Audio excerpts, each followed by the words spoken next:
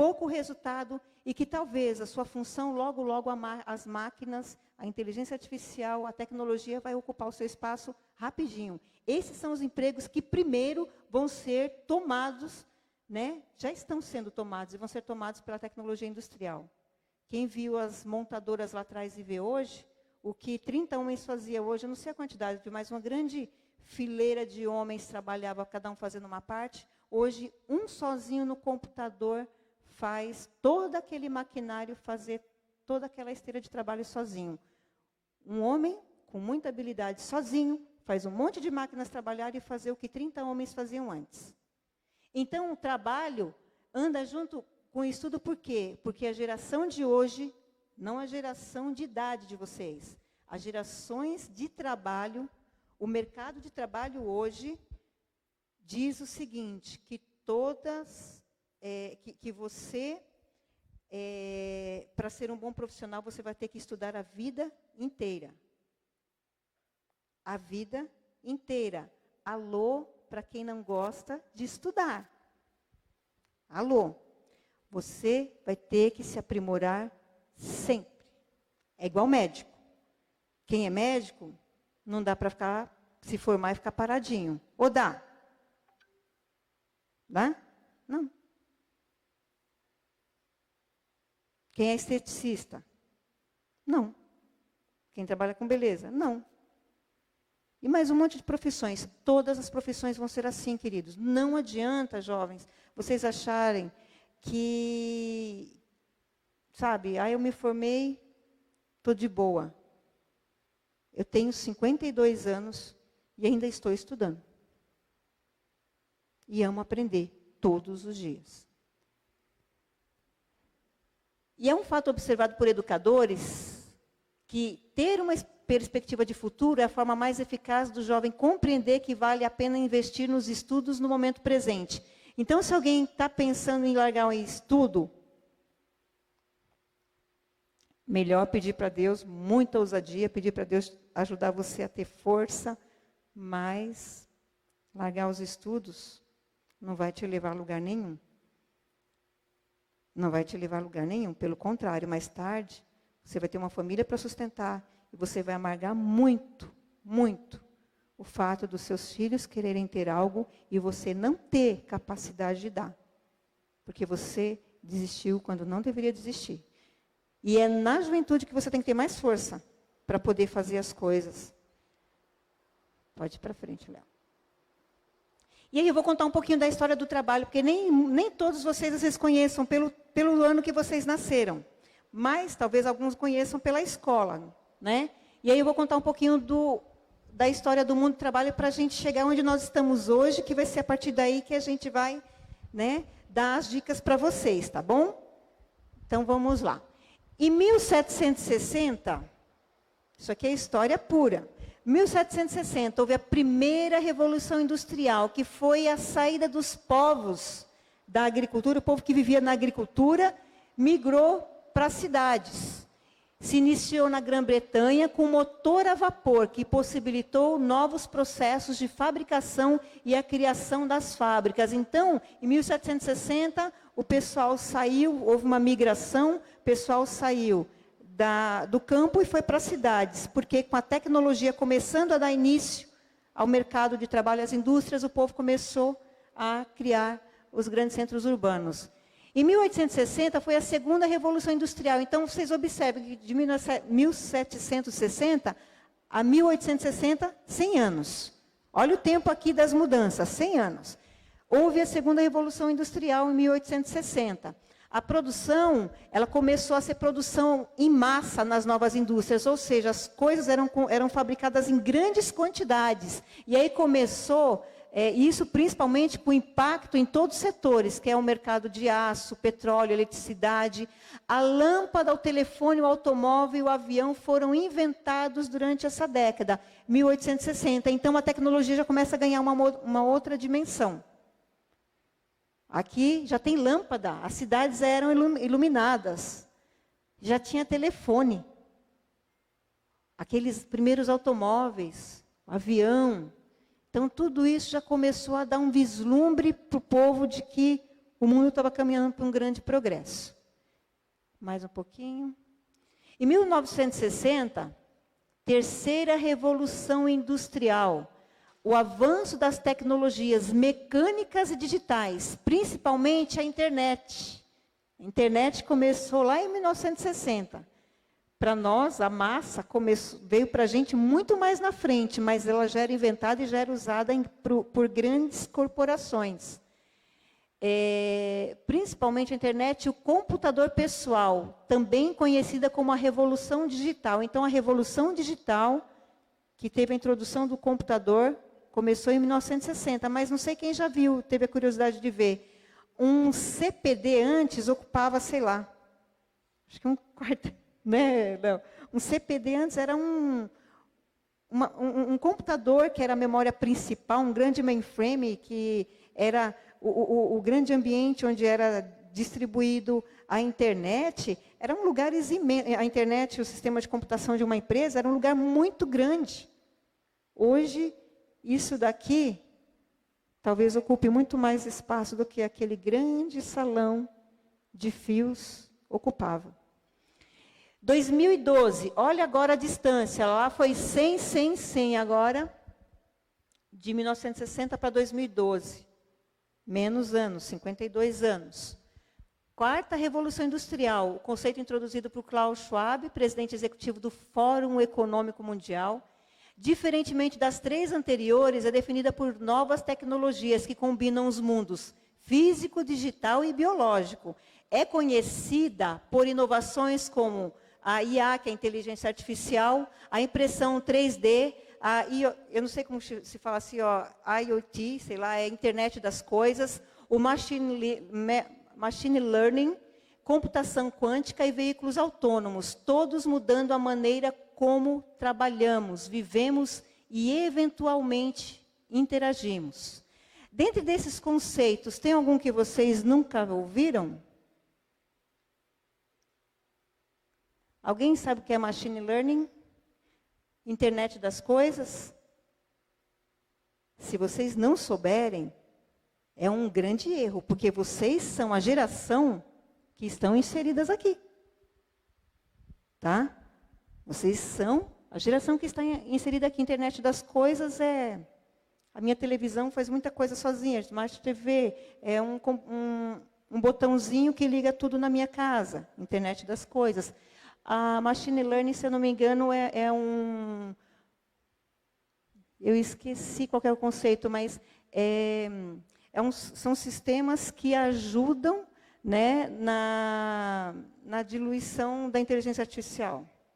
É algo nesse tipo. Eu não lembro tecnicamente como que se fala. Mas, assim, eu estou chamando a atenção disso por quê? Porque vocês, hoje, numa entrevista, vocês podem ser questionados dessas coisas. Se vocês usam a internet de vocês, o computador que vocês têm na mão, todos vocês, na minha época não existia, não tinha isso aqui, essa facilidade. Se vocês não usarem isso a favor de vocês, né, vocês vão ser deixados para trás nas oportunidades. Pode ir para frente. E agora já se fala na quinta Revolução Industrial, que começou em 2020. Quinta Revolução Industrial começa em 2020. Nem se estabeleceu direito a quarta, a quinta já está sendo colocada aí. Apesar do termo Indústria 4.0, que é a quarta Revolução Industrial, ser bastante abordado, as discussões entre profissionais da área já possuem outro foco, a quinta Revolução Industrial. Neste cenário, as máquinas, sistemas e pessoas devem trabalhar em conjunto, tornando o resultado mais eficiente e o processo estratégico. Então, o mundo de vocês, gente, é o mundo do ser humano trabalhando junto com a máquina. Aí eu pergunto, vocês já usaram a internet de vocês para aprender o básico de um sistema de computação, por exemplo? Quantos de vocês sabem trabalhar no Excel? Quantos de vocês sabem trabalhar, sei lá, no PowerPoint, pelo menos, sei lá, coisas. Isso que eu estou falando é o ABC. Ou vocês só usam a internet de vocês para poder entrar nas redes sociais? e outras cositas más que não acrescentam muito ao QI de vocês.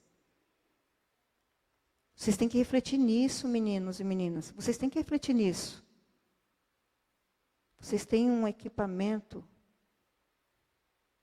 que leva vocês longe, se vocês quiserem. Ou destrói vocês. Pode ir para frente. Então, como estão hoje os jovens e o mercado de trabalho? Eu vou falar disso, eu achei um tema importante, porque primeiro a gente tem que ter um choque de realidade, porque o mundo não é cor-de-rosa. Nunca foi. Nunca foi, o mundo nunca foi cor-de-rosa. Mas hoje nunca se viu tantas oportunidades como antigamente. Antigamente não tinha essas oportunidades de crescimento, de ser uma pessoa de destaque, de ser um grande profissional. Não tinha. Hoje, vocês têm muitas oportunidades, mas vocês têm que saber que não é só orar que Deus vai atender o desejo do coração de vocês.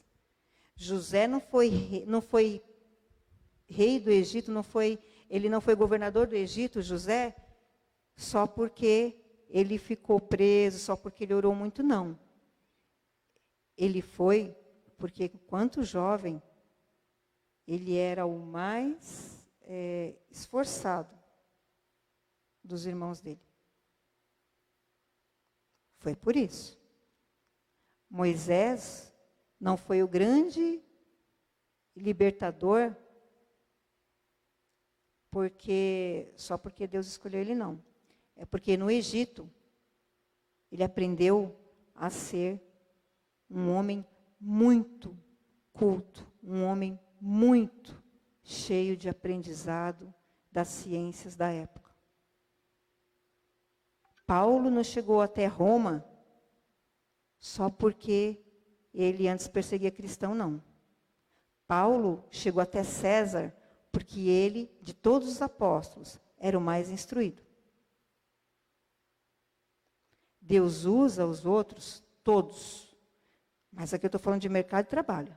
Aqui eu estou falando onde você quer chegar também na sua vida profissional e também na sua vida financeira. Amém? Mas não é de se desprezar exatamente nada que Deus faz. De jeito nenhum, com ninguém. Mas quando a gente fala do mundo corporativo, a fé, ela é algo que vai impulsionar, que vai ajudar cada um de vocês. Mas se vocês não se prepararem, a fé não vai segurar sozinho isso. Então, segundo o IPEA, que é o Instituto de Pesquisa Econômica Aplicada, a taxa de desemprego entre os jovens, olha só, gente, a taxa de desemprego entre os jovens que têm entre 18 e 24 anos aumentou 26%. Esses são dados recentes, mas não tão recentes na pandemia, um pouco antes.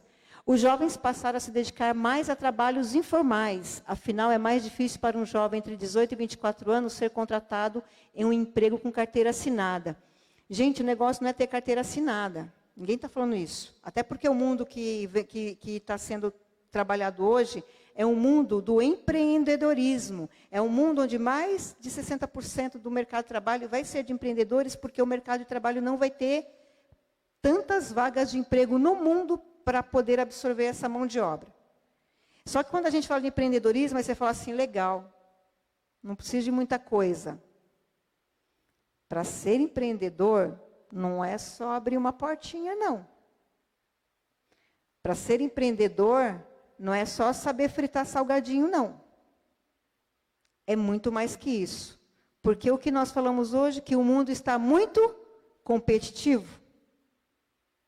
Então, é além de você saber fazer algo, vai muito além. É você se aprimorar e você ser o top das galáxias naquilo que você faz. Porque se você não for, você vai encontrar muita dificuldade para se estabelecer naquilo que você está fazendo.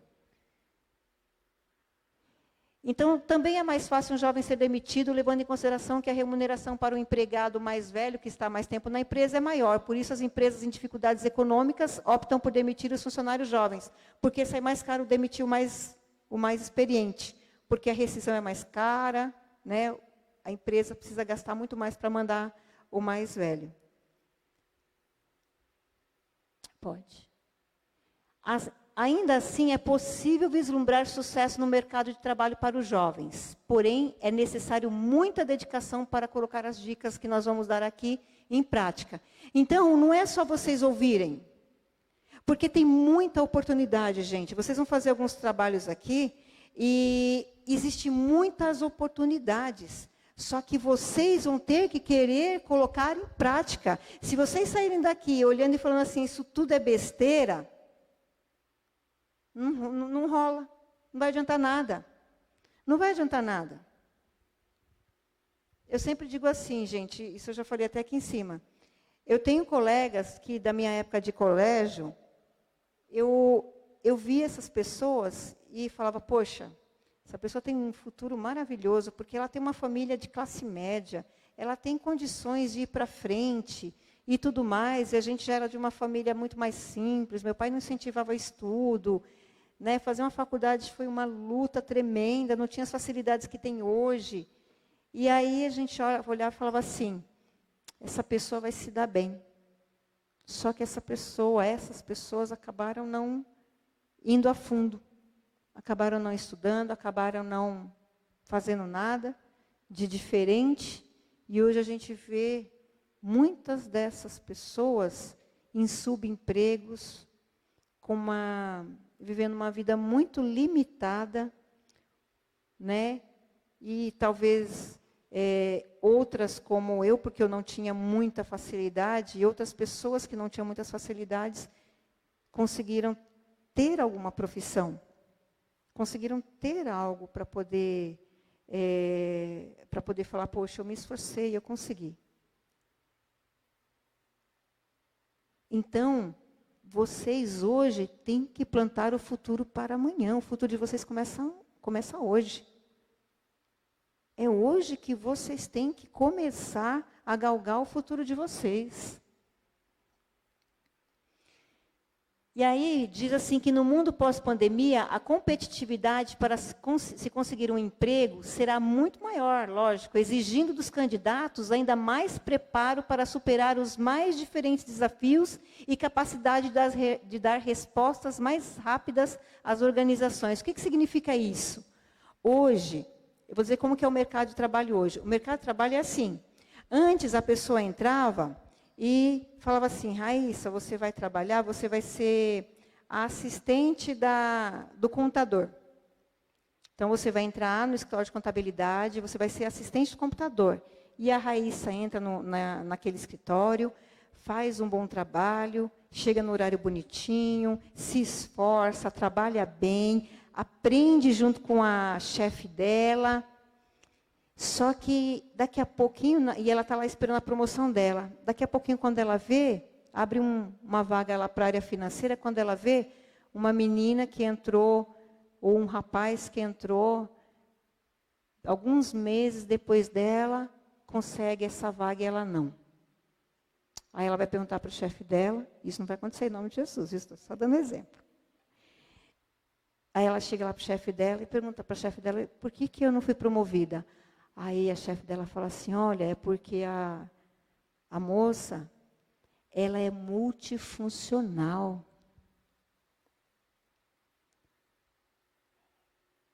Ah, mas como que ela foi promovida para a área financeira se ela era da área tal? Essa moça era multifuncional, ela estava lá, mas olha, ela aprendeu a trabalhar aqui também, ela sabe fazer outra área, ela trabalhou, mas não era a minha função eu aprender eu estar na área de vendas. Eu não precisava aprender da área de vendas, por que vocês não me falaram? Alô? Ninguém vai precisar falar o que você tem que fazer. Hoje, as pessoas não vão ficar pegando na tua mão e te ensinando, não, gente. Você ter muita liberdade é bom, mas exige de você protagonismo. Repita comigo, protagonismo. Mais alto, protagonismo. Sabe o que é protagonismo? É você fazer sem que ninguém mande, é você buscar as informações, é você se treinar, é você ir atrás, é você ter curiosidade, é você. O mundo de vocês não vai ser mais o mundo do chefinho e da... Não, gente. O mundo de vocês, o profissional tem diversas formas diversos métodos de trabalho, mas eu vou usar um deles que se chama o método INW. O que é INW? É você anda, o engenheiro, ele não é só engenheiro, ele não trabalha só na área de engenharia. Ele caminha pela empresa, passando pelo setor de vendas, ele caminha na empresa, passando pelo setor de produção, ele caminha pela empresa, eu digo assim, sendo promovido e aprendendo todas as funções daquela empresa. Não existe mais eu ser bom só no negócio. O mercado de trabalho que aguarda vocês é assim, a pessoa não pode ter só uma formação. Ah, eu sou um engenheiro bombado em mecatrônica. Não, eu vou aprender também, sei lá, eu vou aprender também um pouquinho de espacial, vou aprender também um pouquinho disso, um pouco daquilo outro. Não tem mais isso, gente. O mercado que aguarda vocês, que vocês estão para serem inseridos, é um mercado onde não vai bastar ser a funcionária boazinha que vai fazer bonitinho para a moça da contabilidade, para a contadora. Vocês estão me entendendo? Eu estou me fazendo entender? Então, se vocês não têm proatividade em casa, alô. Se vocês não têm proatividade na igreja, alô. Vocês têm que ter proatividade. Proatividade é, deixa eu ver isso aqui. O que isso faz? Espera aí, o que eu posso, para que eu posso usar essa ferramenta? Para que essa ferramenta está aqui? O que eu posso fazer como eu posso fazer com que ela seja eficiente aqui na igreja? Como eu posso fazer que seja eficiente algo na minha casa? É vocês raciocinarem e não se distraírem demais. Esse é o mercado que está aguardando vocês. Vocês têm que ter esse conhecimento. Nossa, eu vou ficar morrendo de medo disso. Não, não é para ficar morrendo de medo, não. Porque alguém bem preparado já sai na frente de muitas pessoas. E é por isso que vocês estão aqui. Para saírem daqui mais preparados. Para saírem daqui com conhecimento do que vocês vão enfrentar. E por ter esse conhecimento, saírem daqui desbravando esse mundo, né? Para poder alcançar cada vez mais o sucesso de vocês e fazer com que esses sonhos e planos venham a ser realidade na vida de vocês. Tem mais algum? Quais são as razões do aumento da competitividade? Por que esse mercado está tão competitivo no meio dos jovens? Pode rodar. Bom, aqui está dizendo que é muito competitivo, mas ficou óbvio, alguns analistas dizem que o mercado, ficou óbvio para analistas do mercado que algumas razões são as maiores causas do atual aumento da competitividade no mercado de trabalho. Pode ir para frente. Primeiro, a redução das vagas de emprego. Se na minha época na época do meu pai era metalúrgico, sem experiência nenhuma, ele escolhia. Se ele queria entrar na Mercedes, na Volks, na Scania, quando ele saía da Volks, ele ia para a Mercedes, da Mercedes para a Scania, e assim por diante. Eu já não peguei mais essa época, já não existia mais essa facilidade. A gente saía batendo de porta em porta, não é digitalmente, era de porta em porta. Mas hoje piorou, porque o número de empregos já diminuiu. O número de jovens aumentou, mas o número de empregos diminuiu. Agora, em contrapartida da redução das vagas de emprego, o número de pessoas em idade ativa aumentou, que foi o que eu falei agora. O número aumentou. Ou seja, segundo o IBGE, entre 2005 e 2015, o número de pessoas em idade ativa disponível para o mercado de trabalho aumentou em 37%. Aqui não tinha incluído nem vocês, porque em 2015 a maioria não tinha nenhuma condição ainda de estar aqui. Eram juniores ainda ou eram crianças ali na reminha. Então, esse número alavancou.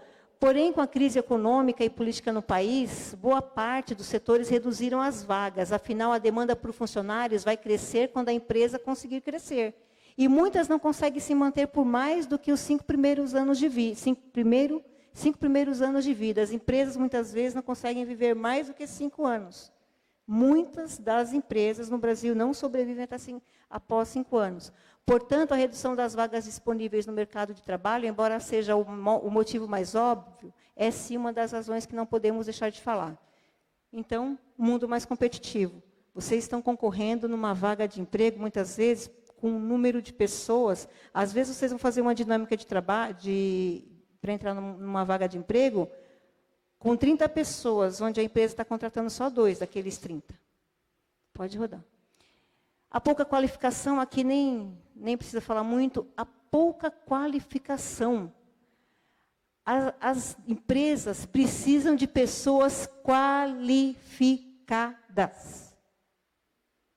Gente qualificadas, que raciocinem, que pensem. Se não pensar, a inteligência artificial faz por você. Vocês têm que provocar a mente de vocês. Vocês têm que procurar ser criativos. Vocês têm que se desafiarem nas habilidades. Então, as pessoas, a pouca qualificação é um motivo de muitas empresas.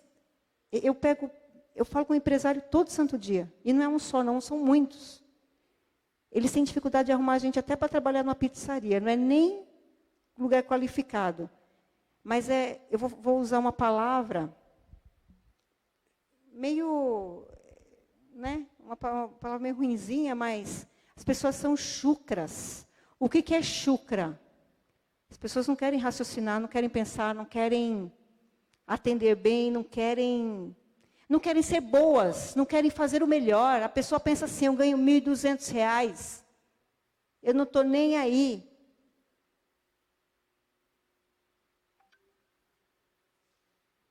Eu estou com um problema na minha casa, com a internet e com a TV a cabo, que a prestadora de serviço fez uma caca lá.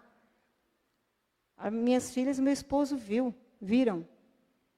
Com quantas pessoas eu tive que passar para que algumas delas conseguissem entender um problema muito simples, se colocarem no meu lugar e responderem além do que o script que todo call center tem.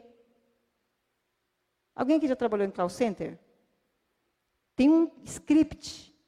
Eles têm um script. Quando você liga lá para Vivo, para Claro, geralmente eles... Tem uns que falam até meio robozinho, né? Você liga e eles falam todo o script direitinho. Tinha atendente que me atendia, ela só falava o que estava no script. As empresas precisam de pessoas que raciocinem. Que trabalhem dentro da metodologia da empresa, que respeitem os padrões da empresa, mas que raciocinem, que pensem, que ajam, que deem sugestões boas. Pode mudar. Pouca qualificação, valorização do QI. O que é valorização do QI? Antigamente, isso aqui é só uma paródiazinha, é quem indica. Antigamente, essa história de indicar era meio chato no meio das empresas. Tinha uma vaga lá no emprego, a gente chegava lá para o cara do RH e falava assim, olha, eu queria indicar um primo meu, que o cara ele está precisando de emprego. Isso era ruim. Hoje não. Por conta das pessoas não terem, uma grande maioria não serem pessoas de confiança, não serem bons caráteres, não serem pessoas que têm uma boa ética, uma boa moral, e as empresas não conseguem detectar isso nas entrevistas muitas vezes. Hoje, quando alguém indica, é bom. Se no meu trabalho eu tiver uma vaga lá de gerente, eu indicar para um outro colega meu, que precisa da vaga de gerente. Uma outra agência lá precisa de uma vaga de gerente. Eu vou lá e indico, falo, ó, essa pessoa aqui, ó, queria te indicar, ela é boa.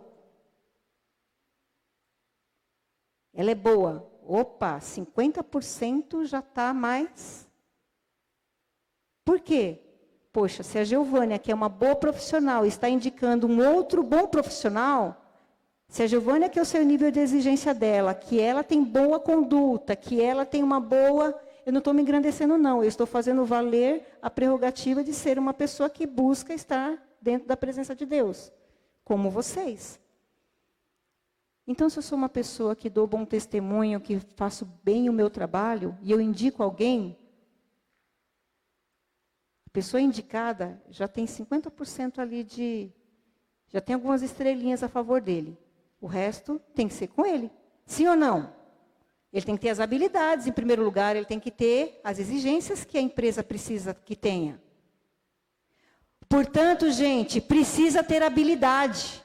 Se você tem habilidade, você vai ser bem indicado. Se você tem boas indicações, você vai ser realmente uma pessoa que vai ter muito mais chances. Você vai ter muito mais chances, gente, de ingressar no mercado. Mas também, se eu der uma indicação, e essa indicação furar, né, fica difícil.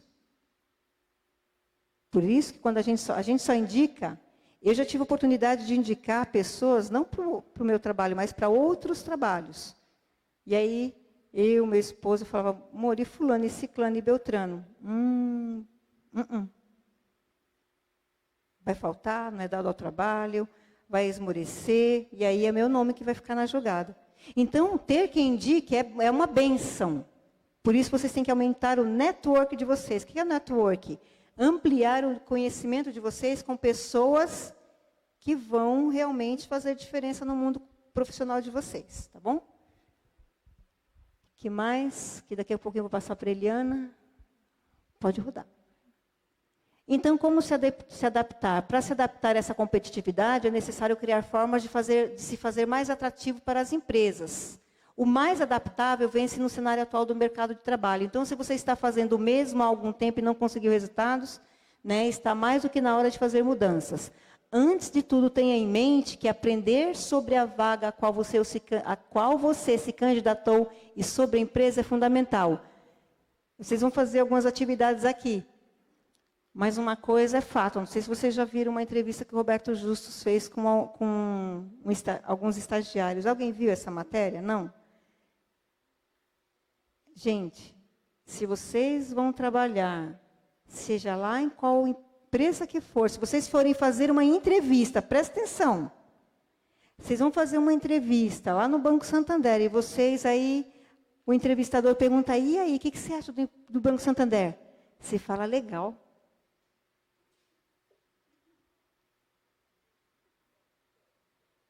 Legal, você vê para a entrevista, no único banco estrangeiro de rede de agências no país, o banco que está na mídia, à torta e à direita, o banco que tem tem o maior trabalho com estudantes no Brasil e no mundo, e você vem falar só que o banco é legal? Você não entrou nem no site para falar, poxa, vocês estão presentes em 52 países, no Brasil, o maior lugar de resultado é no Brasil, puxa, é aqui que eu quero estar. É uma oportunidade de vocês mostrarem que mesmo sem experiência, gente, mesmo sem você ter entrado no mercado de trabalho, você é uma pessoa ligada, você é uma pessoa proativa, você é uma pessoa que está antenada. Aí você vai fazer uma entrevista, não sabe nem nada sobre a vaga. Ah, então você vai entrar como estagiário. E o que você está achando? Então, eu vou fazer o quê mesmo? É estagiário para que área? Alô? Você não procurou saber nem para que área que é? Aí no final da pergunta, qual vai ser o meu salário mesmo? Gente, são coisas que vocês têm que pensar. São coisas que vocês têm que mudar. São coisas que vão ajudar vocês. O próximo, acho que deve ser o último. Não. Então, numa entrevista, você sempre tem que estar preparado, né? Aprender tudo na empresa não é mais uma opção. Você precisa agregar valor na hora de uma entrevista. Buscar network, que eu falei, que são pessoas, né, do meio, pessoas que trabalham. Eu vou trabalhar numa indústria automobilística. Então, quem que eu conheço que é um bom, que trabalha nesse ramo e que pode me falar um pouco? Ah, vou trabalhar no setor de alimentos. Quem aqui da igreja, ou quem do meu conhecimento, do meu pai, quem é alguém que trabalha muito no ramo de alimentos, de fast food, que eu posso trocar uma ideia para falar como que está hoje? Gente, não é só orar. Orar é o começo de tudo. Orar é que vai tirar os impedimentos. Orar é que vai abrir o caminho. Orar é que vai fazer você ter uma luz diferente no momento que o entrevistador olhar para você. Mas o que sair da tua boca, a preparação que você pavimentou nesse período é que vai determinar se a vaga é tua ou não. Pode andar? Então, o que fazer? O que fazer? Preparar-se, porque o futuro começa hoje. E você é o responsável por ele. Amém? Agora eu quero passar para a irmã Eliana, porque ela vai fazer... A Eliana, ela trabalha com RH há muitos anos. Inclusive, ela faz recrutamento para empresas.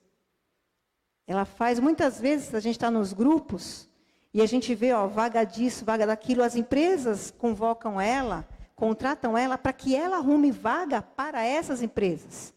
E pasmem, né, Eliana, ela vai falar que outro dia ela precisava de motorista, uma empresa precisava de motorista, não achava motorista, mas não é porque não achava quem não soubesse dirigir.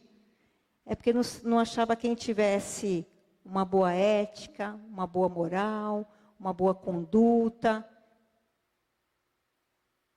Quem realmente o empregador olhasse e falasse assim, poxa, essa pessoa não vai me dar cano. Essa pessoa na primeira gripe não vai faltar no trabalho. Essa pessoa na primeira cólica não vai deixar de vir ao trabalho e me deixar na mão. É isso que não se enxerga na hora que a gente vai fazer um recrutamento. É isso que é o mais difícil. E aí ela vai fazer alguns trabalhos, algumas dinâmicas que ela faz nos cursos que ela dá nas empresas.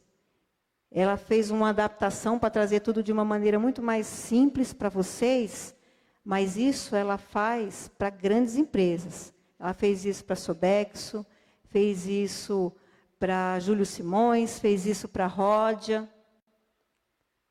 Então, valorize. São coisas simples, mas que faz uma diferença na hora de você procurar emprego.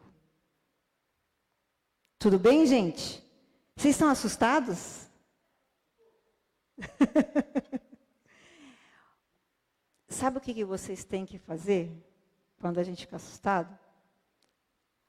Vocês têm que fazer... Quem já assistiu aquele filme lá, Divergente? Alguém já assistiu Divergente aqui? Quem já assistiu? Levanta a mão. Pouca gente. Vocês têm que fazer igual a Tris falava. Não é que eu não tenho medo. Eu enfrento meus medos todos os dias.